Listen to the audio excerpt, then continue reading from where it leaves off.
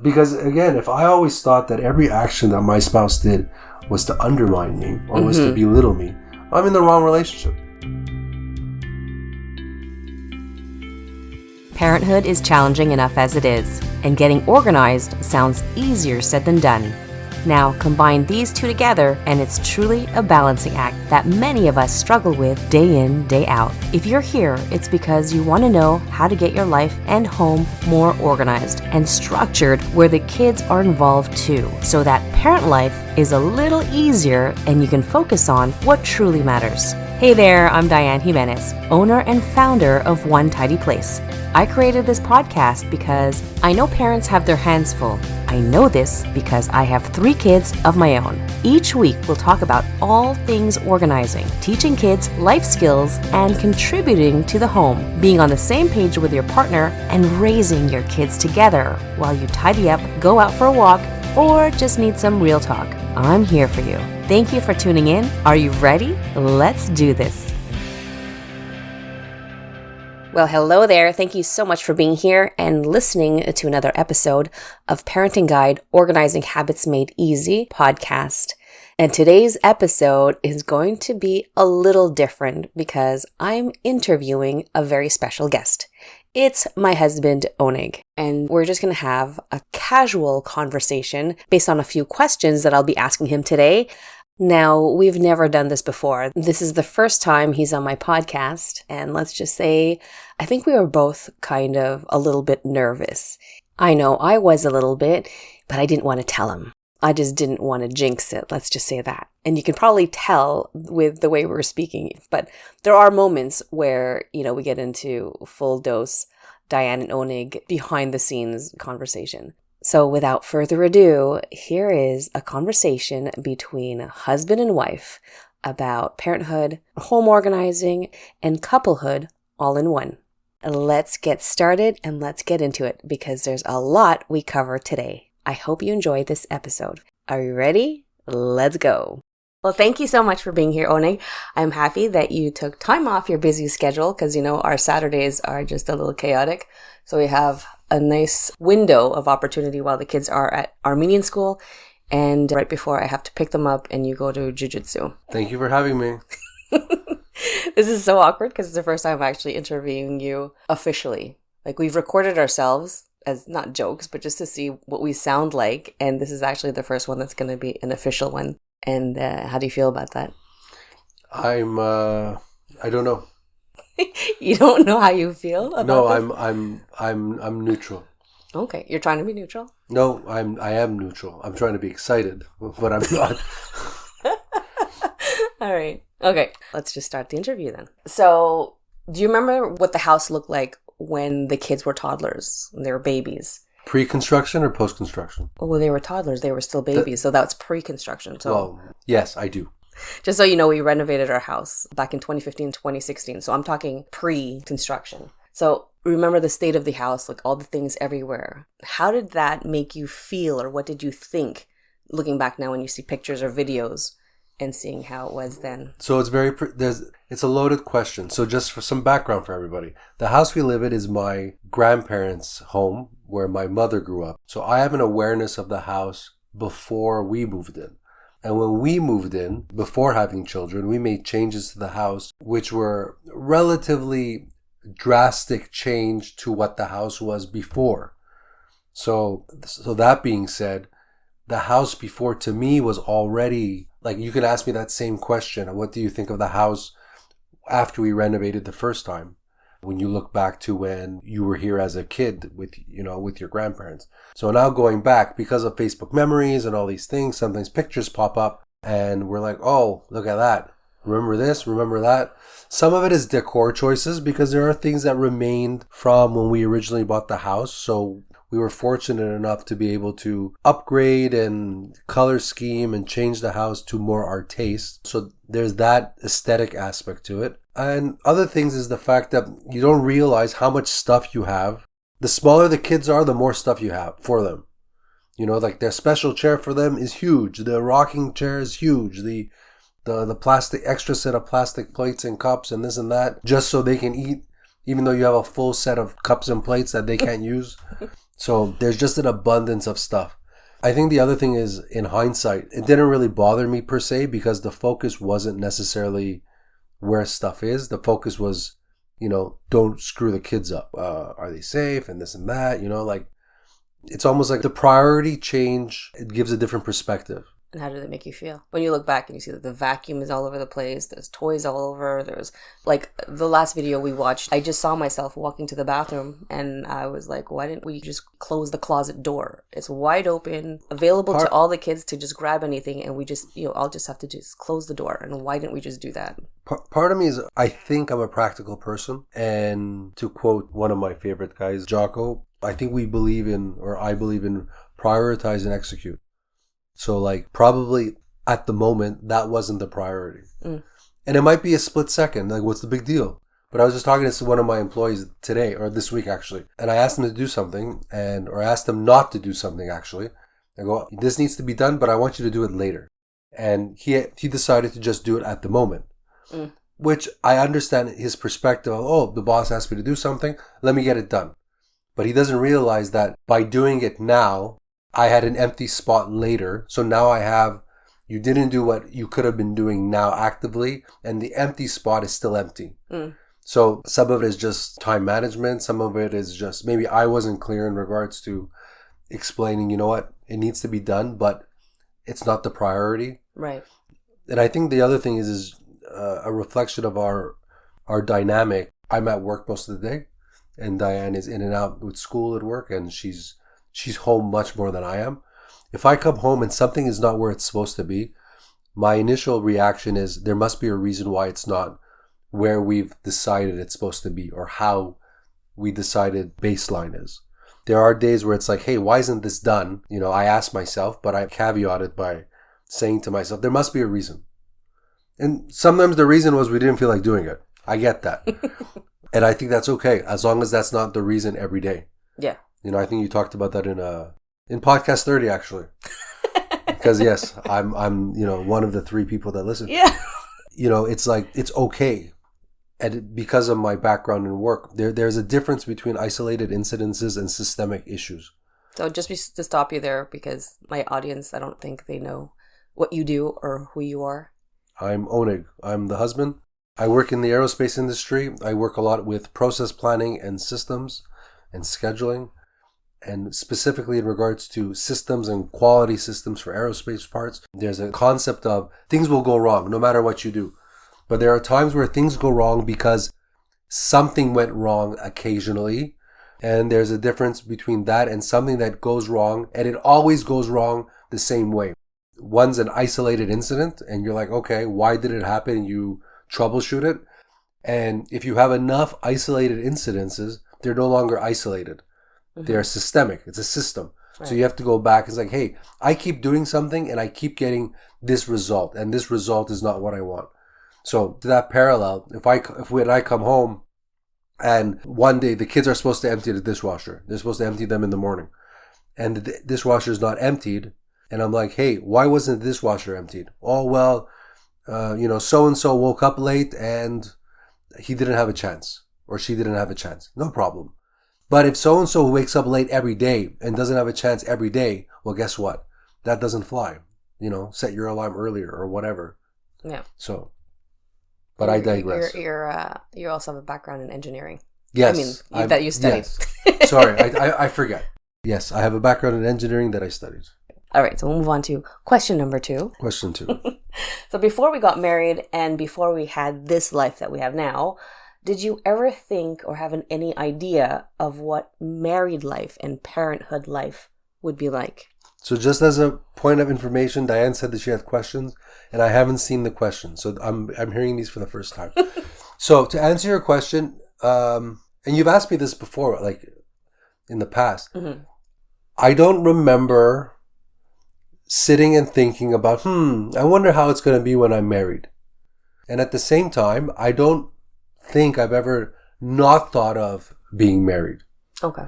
So it's almost, I don't want to say taken for granted. I mean, I grew up, my parents are still together.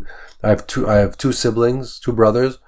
We did a lot of family stuff. It was just how things I guess it was just my normal baseline. So I always assumed that, one day I'll just get married and have kids. I don't remember thinking, I wonder what's going to be like when I have kids. Or I've never thought of not wanting to have children. Mm-hmm. But from an earlier age, like 17, 18, I was always in scouting from the age of 7, and I was a scout leader working with kids from the ages of 7 to 17. And I started that when I was 18 to my mid-30s. And I was a football coach, and I was a math tutor. So I always liked being around children or kids. I was a kid at the time also. So they never, there was never a thought of like, oh, I can't deal with this or handle this or, mm-hmm. So, what was the actual question? Because I took another tangent.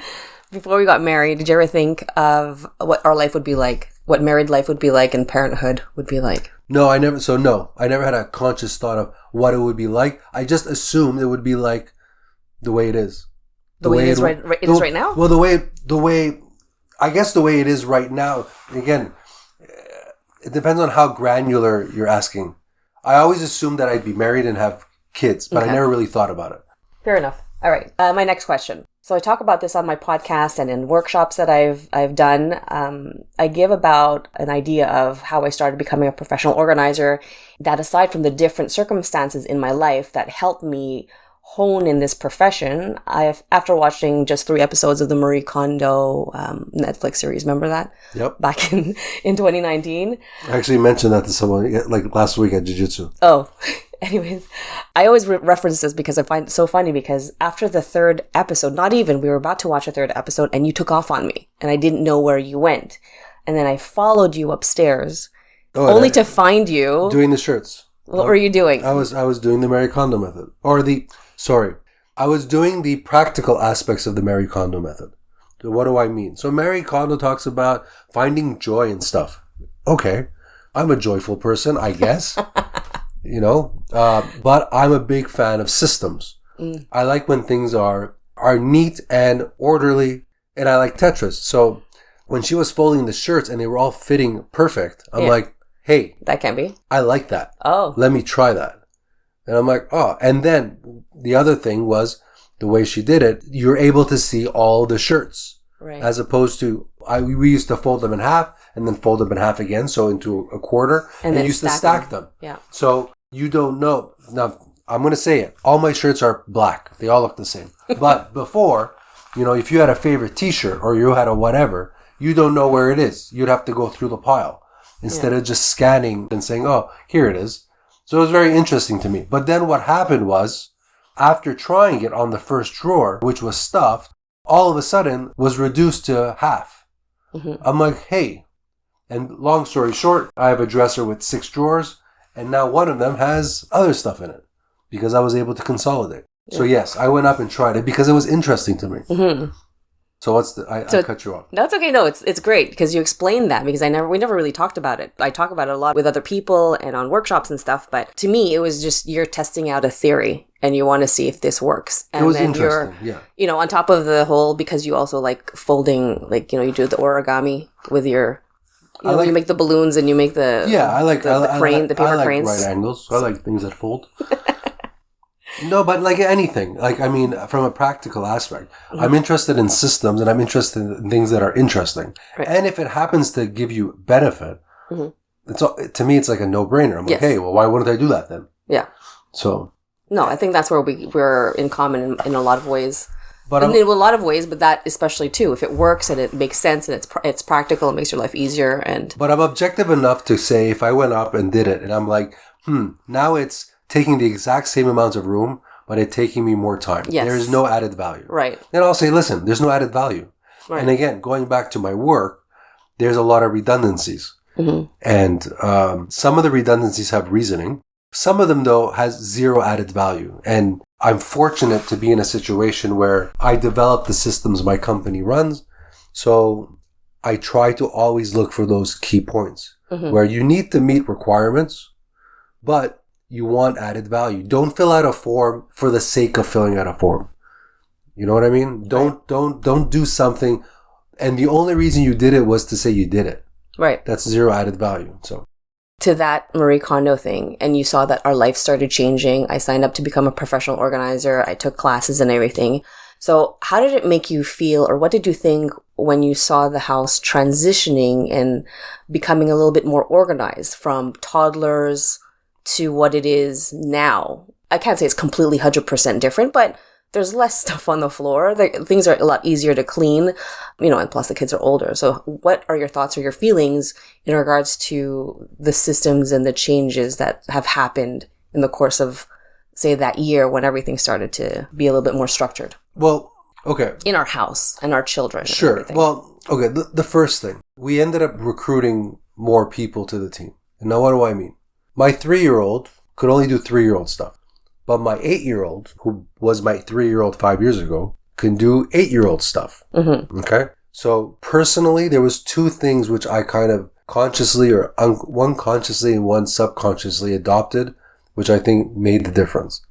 The first thing was understanding that I don't need to keep everything. What do I mean? So when I used to buy stuff, I would keep the packaging because I'm like, hey, I might need this one day.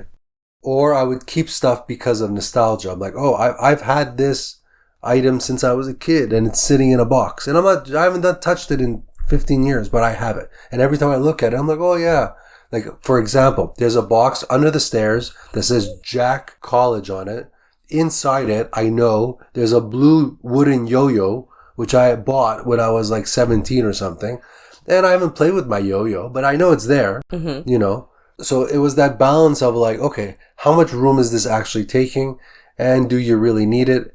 And I think there was a point where Diane and I were talking and we were saying, all we really need is like, and now I'm going to get laughed at, but all we really need is each other. So everything else is extra. So if you really buy into that, you understand that, you know what? Yeah, worst comes to worst, we can get it again.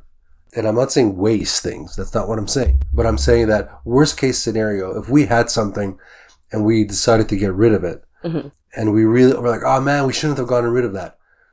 Okay, well, we'll go and get it again. Right. So that's the first thing. The second thing was the kids. We make the kids do stuff. Like, sure, I empty the dishwasher when they haven't done it. Or I change the laundry when whatever. But you also fold too. Or I fold also, yes. Yeah. No, I do my things. But it's not 100% Diane, it's not 100% me. The kids, or like, it's definitely not 100% the kids. And it's not 100% kids, but there's a balance. For example, which is kind of outside, I cut the grass. I cut the grass in the front, I cut the grass in the back. I like cutting the grass, I want my grass to look good. This last year, though, my oldest started cutting the grass. He asked me to try, and then he wanted to try, and he did it a few times. And then it became a chore, and then he didn't want to do it. I'm like, well, you know what? Too bad. You got to do it. Because that was the understanding. And I try to make him understand, listen, don't cut the grass once a week. It'll be too long. It'll be more work. Cut it every 4 days, every 5 days. It's a manageable length. We mulch our grass. And that ended up turning into him cutting, or the neighbor coming up and saying, hey, I see your kid cuts the grass. What do you want to cut my grass? He doesn't have to bag it, make some extra cash. And he ended up making extra money. That's, again, tangent. But that being said, there are tasks that were primarily mine or primarily yours, which are now shared. Yeah. And again, it's not set in stone. It doesn't mean, well, it's not my job to take the recycling out. Well, you know what? Good. Take the recycling out. It happens. So I think that's more of the relief. Not so much that the house is in more of a systemic order. It's more the fact that things get done and the burden is not weighed on 2 people. It's weighed on 5 people. Right. Like, I appreciate that a lot. That you're hands-on, like, since they were born, since they came out of the womb pretty much, because I couldn't help them. I couldn't even do anything for them because, after surgery, I had a C-section. I had 3 C-sections, especially when we were new parents. I didn't know how much I was able to move. So you took care of the kids from the get-go. It's weird you say that. It's weird you say that because, again, you asked me about before. What did you think about having kids and marriage and this and that? The thought of not doing, like, to me, I don't think I'm doing anything extra. To me, it's baseline. So, like for example, we're just for the future people listening to this podcast in 10, 15 years, we're just coming out of the COVID pandemic, I guess. I don't know. Depending on your perspective. Whatever. But since the beginning of the COVID thing, since I was going out to work, I'm like, you know what? I'm already out. I'll do the grocery shop. Yep. And I have been doing it since. And now I look forward. I know every Monday on my way home, I go to Costco. I do the run. I'm like, hey, do we have this? Hey, I didn't see that.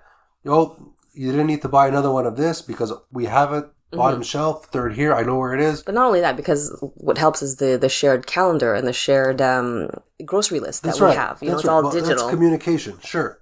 So we keep up to date. But my point is that if someone turned around and said, hey, your husband does the groceries. Yeah, okay. Whatever. That's what I do. My wife does things that I don't do, for example. Right. But to me, it's not to me, it's just baseline. Yeah. And I think also when I was on mat leave with the first kid, I decided to take massage therapy classes, right? So at that time, Kai, I think he was 10 months old. And my classes were for a good part of the year. And I was gone every second weekend, like full day, 9 to 5. So I had to leave at 8 o'clock because it was all the way on the other side of the island. And by the time I got home, it was close to supper. So you had him full weekend, fully capable. And it's funny because I remember at the time people would be asking like, oh, you left your baby with your husband. I said, yes, because he can pretty much do everything. Like we weren't breastfeeding at the time, but it's like he can feed him. He could do everything. Our kid doesn't know the difference. So I'm going to say it. I have a pet peeve about new parenting things, which always bothered me on how the husband is made to look like an idiot. Okay? And I get it. and no disrespect, guys. We're feeding into it by acting like idiots. But anyway. So it's like, it's always a portrayal of the male spouse is incompetent. Like, doesn't even know how to screw on the baby bottle cap or whatever. I'm like, guys, it's not that difficult. It isn't. And part of it is the enabling wife. Now, if you left for massage therapy class all weekend and we're like, well, here's the this and here's the that and make sure this happens and only use this one and I made the meal, you have to eat this thing, right? And whatever. And I'm like, okay. And I have to follow these instructions. Yeah. Well, how am I going to figure it out? Now, that being said, there are times that you came back and I'm like, the visualization of Homer having his hands wrapped around Bart's neck and shaking it violently is something I relate to very well. Because I'm like, that's what I want to do. But you don't. But I don't. But I'll tell them, I want to do that to you now that they watch Simpsons. I'm like, you see that? Yep, that's what I wanted to do. Are you planning a birthday party for your school-aged children? I've created a one-page PDF template for you to use at your next and future birthday parties, or for anyone you know that's hosting just in case poop hits the fan. And when it does, who's the go-to person? My guess, it's probably you, but you're busy answering and tending to all those who need your attention, your calm, and information. Someone's got to get hold of the guest's parents, but the contacts are in your locked phone, and your friends, your spouse, or your in-laws just want to help out. There's a lot going on, and everything's now falling on your shoulders. I got you covered. Download and print my free PDF to include the names and emergency numbers of the kids' parents. Having this on hand at your next birthday party gives you time when time isn't something to waste here at all. Grab it here at dianejimenez.com/ICE guest list. All in one word. Print it out and be ready for your next party. And Diane always says, oh man, we really screwed up the first one. Or people always are like, oh, when you have the second one or the third one, oh, it's so much easier. And it's funny because I don't think so. I don't think it's easier. I think you're just a better parent. You have experience. Mm-hmm. It's perspective. It's not that the second or third child was easier to raise. And some people, I'm sure, are going to turn around and say, no, my second kid's a nightmare. The first one was easy. But ultimately, you've gone through certain experiences. Yes. And those experiences have added value. Well, it's funny because this is actually tying into my last question for you. So I read in different forums and mom groups and articles and stuff, and we fall into this category. Who's we? You and I. Oh. Okay. What's your take on the roles? I know we touched on it a little bit, for maintaining the home both inside and outside when one parent works all day versus a parent who may work less hours. It's actually a very simple question. So just bear with me, okay? When I was a scout leader, there's different age groups, okay? And our scouts, they wear a scout uniform. And part of the requirement is they got to show up to meeting. We have a weekly meeting, and they have to wear their uniform, and it has to be proper and whatever. And I once heard I think it was one of my nieces. So she went to meeting, and she didn't have her uniform. And they're like, oh, the leader got mad at me because I didn't have this and I didn't have that. Mm-hmm. And I'm like, okay. And I'm a leader of another group at the time. And I'm like, okay, well, you're supposed to have it, right? Well, they never said. I'm like, what do you mean they never said? Well, they never said that, like, this and that or whatever. Long story short, they never said what the objectives or the expectations were. Mm-hmm. And then, out of the blue, they penalized, in this case, my niece or whomever, based on these expectations that she wasn't aware of. Mm-hmm. Okay? So where am I getting to this?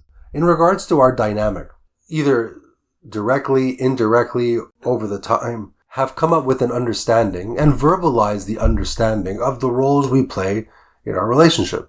And this wasn't like a one and done conversation. No, it's not we're not sitting down the second day after we got back from our honeymoon and say, okay, here are the rules. No, it's an understanding. It's over the years. So I remember one time I came home and I said, listen, when I get home, I don't want to see the dishwasher full. Mm-hmm. Because usually in the evening, the last person who puts something in the dishwasher is you or me. I'll put the little pot in, I'll press the button. Right. It has a timer. 2 a.m, the dishwasher runs. So I don't expect it to be emptied when I leave for work at 6:30 in the morning. But between leaving at work 6:30 in the morning and coming back at 5:30 in the evening, sometime in that 11 hours, I expect that someone empties it. Well, this is when we had kids or when we didn't? This is after. Okay, because this is when the kids had the role of. So our kids take turns of emptying the dishwasher, okay? First it was one does the top, one does the bottom, then it was 1 day each, then it turned to 1 week each or whatever. And I'll be honest, I'm not home during the day. You're gone before 7 and you're back close to 6. That's right. So though I give my 2 cents, I don't question the systems. So like between the 4 of you, you guys decided that one person, I'll use the dishwasher as an example. One person's going to put away the glassware and one's going to put away the flatware and one's going to put away the stoneware. Or you decided that one person will do the top shelf and one will do the bottom. Or you decided that 1 week it'll be one kid and 1 week it'll be another kid. I don't come and try to micromanage and say, do this and do that. Right. But what I will do is say, listen, I don't care what the system is. I need this thing emptied. And it'll happen if, going back to the isolated incident and systemic topic, if I'm coming home and every day we're in the same scenario of like, hey, guys, why isn't this done? And it might be as simple as, well, when they got home from school, they felt like playing outside, or they had homework, or they had this, or they had that. Now we turn into the dynamic aspect of time management. Look, you have fixed responsibilities. And if you take an hour to do your fixed responsibility, or 15 minutes to do the same amount of fixed responsibility, you have the delta of 45 minutes. So if you want to dilly-dally and take an hour, well, that's your time. Or if you want to speed demon through it and take 15 minutes, no problem. No one's telling you to do one or the other. What we're telling you is it needs to be done. Yeah. So you figure it out.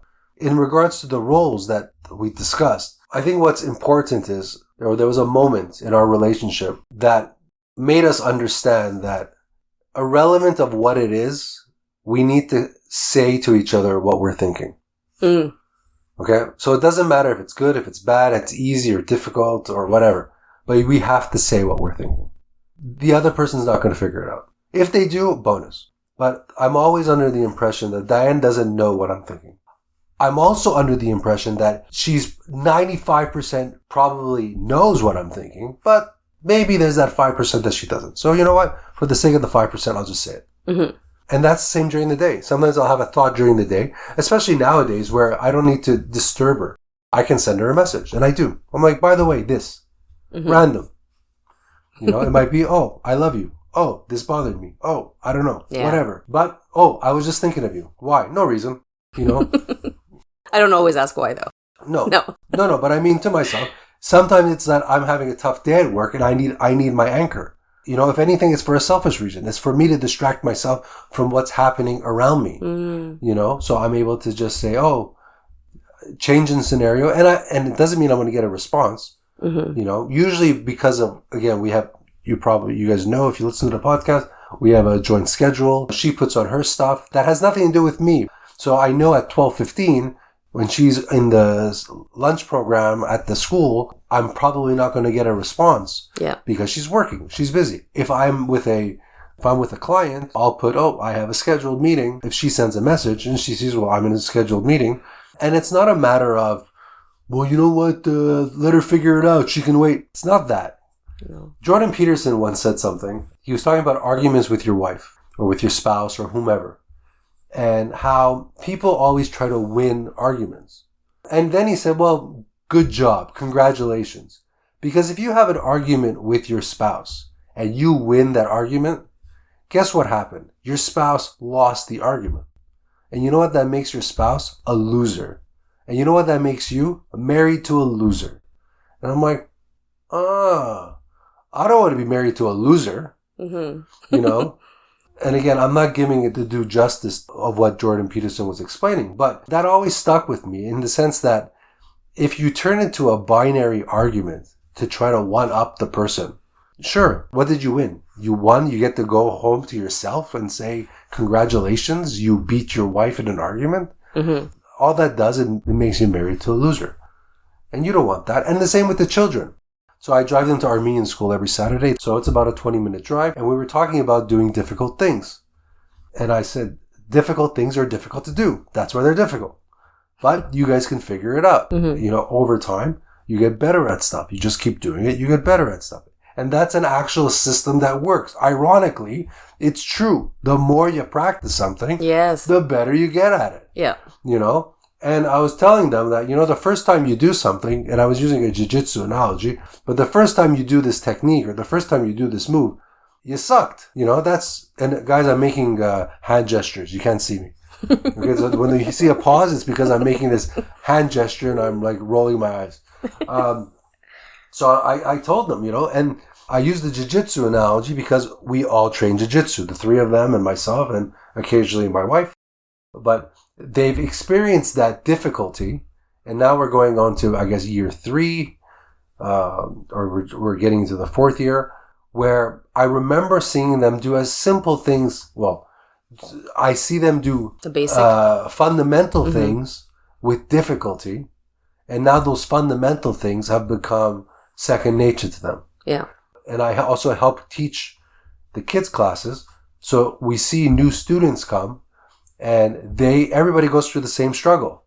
And it might take one kid 1 month. It might take one kid 1 week. It might take some kids a natural phenom and gets it from the first day. Mm-hmm. And other people struggle with it for 6 months. No problem. But if they're persistent, they'll figure it out. Yeah. You know, so that's an ongoing message. And we tell them, going back to question 4, which I was going to say, but I forgot. When I said that we're an army of 5 now, we have the kids that help us with the tasks. I don't expect the kid to do something to my level. Mm. I expect it to be a reasonable level for their capability. Yeah. And that's not participation award. We push them. We have expectations. Mm-hmm. We have high expectations. There's guidelines. Yeah. There's guidelines and things structure. Need to be proper. Now, but, you know, I guess he's 8 now. Or he's 9 now. The youngest one. The youngest one. But when he was 7, he has to empty the dishwasher. And if someone tells me, well, he's too small to figure out where the big spoons go and the small spoons go in this drawer. I'm like, guys, give me a break. And we used to tell them, if you don't know where something is, put it here. We have an area, and then ask. Yeah. But you have to ask. You can do that much, And then we teach about awareness. You guys take stuff out. If you can take it out, that means you know where it came from. So be aware. I don't know where this goes. I go, well, where did you get it from? I got it from here. Well, guess what? That's where it goes. That's where it goes back. Yeah. And we try to keep things. Not we try. We do. Things have their spot for a reason. In the kitchen, we have 3 pairs of scissors. Okay, because there's 3 areas where there's drawers. So we were like, hey, you were always looking for a pair of scissors. We're like, fine, we'll put one in this drawer, that one in that drawer, one in that drawer. Does it happen that you open a drawer and there's no scissor there? Sure, because someone, 𝙘𝙤𝙢𝙢𝙚, is doing a craft and took the scissor. No problem. But sometimes you open the drawer and there's 2 pairs in there. And I'm like, guys, how does this make any sense? But if we don't say it, they won't know. But at the same time, we don't give them crap. Okay, maybe I do, but but we want to make sure that we try to make it understand, look, there's a reason for it. And the reason is this. Again, going back to the added value. So we speak to them as if we were speaking to each other. We don't take the easy route and say, well, they're a little kid. They don't know. Well, it's okay. Then tell them. And then they'll know. Right. And sure, sometimes we have to tell them 106 times. But that's our responsibility. It's hard. Yeah. I just finished telling them hard things are hard. Same with us. Right. So this goes back to communicating, basically. That's it. That's the base of a relationship to make it. Yeah. To make it work. Yes. Because the common aspect is always that. I didn't know. Why? It wasn't communicated. I didn't understand. Why? It wasn't communicated. Or on the flip side, something happens. I didn't like it when you did that. All you had to do was tell me so that I know. I can't read your mind. Right. You should have known. Well, no, I shouldn't have known, because if I should have known, I wouldn't have done it. Or it wouldn't have turned out that way. Or maybe I did know, but I still screwed up. It happens. Right. And again, there seems to be a negative connotation to the way I'm saying it, but it's just an understanding, And I think that there are people who choose not to pick the fight, but it's not a fight. This goes back to the winning and losing with your spouse or with your family. It shouldn't be. I don't look at it as a fight. I don't look at it if I'm told, like my wife this morning very nicely said, hey, do you mind if I get a larger container for your dresser? So on my dresser, there's all sorts of stuff. And, where your keys go and I wear rings, where my rings go, or you have a lot of knickknacks on top of your dresser right now. A Swiss Army knife there or whatever. So she's like, do you mind if I get a bigger container for your dresser? And I know what she meant was, this is a mess, clean it up. But she doesn't, because it's my spot. It's my area. So she's looking to find that happy middle to facilitate me being able to keep stuff there, and at the same time, it being a little more tidy. And my response to her was, I'll clean it up. Because I looked at it and I'm like, yeah, it's just knickknacks. It's like a junk drawer, which is not in a drawer. No, it's basically completely exposed. Okay. That we see all the time. Now, and this is why sometimes a lot of places people have their own space in their house. In our home, I don't have an office. My wife doesn't have an office. We're sitting in our bedroom, and one part of it is her podcast studio, and it's not everywhere. Yeah. The area, the specific, I guess it's a 3 foot by 1 foot area, is a mess. But it's 3 feet by 1 foot. Now, if that thing mutated into the whole room, and then into the hallway, and then into the next room, it would be more of an issue. I crochet. So there's a ball of yarn, and then there's another ball, and then I have a little bag with my stuff in it, and this and that. And then one day, it was all put into a bigger bag. And that bigger bag was exactly in the same spot where all my small pieces were put together. So it's not so much where she took my stuff and put it away as far as how she's concerned. She left it exactly where it was. It was just consolidated so that it's easier to move around. So I don't look at it as like, you're trying to change me. you're not letting me be the person that I am and exposing myself. Well, it's not. Because, again, if I always thought that every action that my spouse did was to undermine me or was to belittle me, I'm in the wrong relationship. Yeah.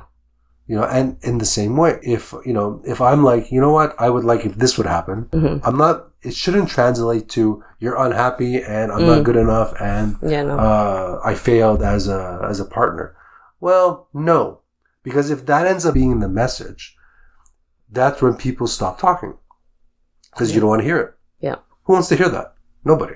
Okay. So now my next segment, this is the last thing that we're going to do, and you're going to try to answer in the least amount of words. Try to keep it to one. Yes. For the next 5 questions. Are you ready? Okay. Name a book you've read that has helped or you've benefited from in regards to, that helped you with fatherhood and or couplehood. Dichotomy of Leadership. Oh, yeah. Oh, do you know who the author is? Jocko Willink. Of course. I thought you were going to say his other series for kids, the Way of the Warrior series, but the kids like that one. So what is it? Dichotomy of Leadership? Dichotomy of Leadership. By Jocko Willink. And Leif Babin. All right, number 2. What's one thing you're doing right now that you've never thought you'd be doing 5, 10, 20 years ago? Jiu-Jitsu. Next question. What's one thing you'd encourage parents and their kids to do that will change their life? Jiu-Jitsu. Stop. It's not always that. Okay, fine, jiu-jitsu. Do you have like a version 2? Is there something else that you encourage parents and their kids to do that will change their life? That they're not already doing? Well, right, yeah. Like you'd encourage them to do because they've... No, jiu-jitsu. I'll stick with that. Okay. All right. Question 4. If you could travel anywhere in the world, where would you go? For myself? Yes. Nowhere. I was staying home. Okay. And if it was with me? Hawaii, because I know you want to go. That's why I asked if it was for me or for... You're so funny. But if it's just for yourself, you won't want to travel. You want to stay home. Oh, man. All right. Last question, number 5. The kids asked me this the other day, and I'm going to ask you, what's your best accomplishment? My best accomplishment? Yeah. I don't have a best accomplishment. Huh. Interesting. You said one word. I can go on a tangent. I know. Second best accomplishment. I don't have rank ordered accomplishments.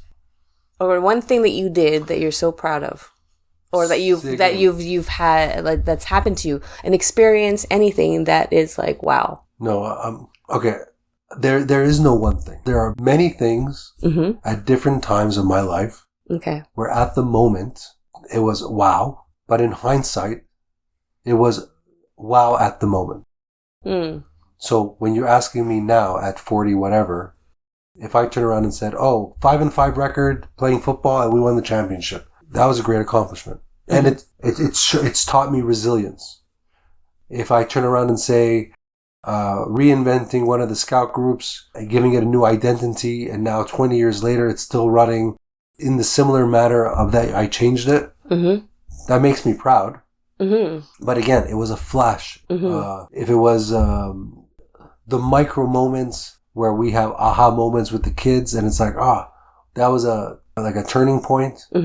My brother and I, we bought the family business and it's doing very well. And we just bought a new piece of equipment. It's the first one we bought. I'm like, that's pretty big. I'm like, well, yeah, I guess. I wrote it down in my little book. But I'm like, to me, it's just like there was work put in and things happened. So I never look at it as best accomplishment, because to me, that means that you're focused on, you have this thing that you did once and that's no longer you, or it's in your past. I'm like, well, no, every day is something. I don't know. Maybe I'm not explaining it clearly, but I never look at it like that. I don't have a rank ordered accomplishment. I'm proud of things that I've done, but whatever. It's just what you do. Well, thank you so much for answering my questions and for being brave enough to step into the spotlight. This podcast, accomplishment. This was my best accomplishment. This interview. For today. For just today, that's what it was. Or this morning. So thank you so much for being here. And I guess it's almost time to pick up the kids and for you to get to your class. Nice. Bye, everybody. Thank you. Well, there you have it. I hope you enjoyed the conversation in this episode. Let me know by sending me a DM on Instagram at @OneTidyPlace or on Facebook at Diane Jimenez. Also, if you want to check out the books we mentioned in this episode, you can grab the links in today's show notes. All right, my friend, thank you for listening, and I'll see you back here again very soon. Bye-bye.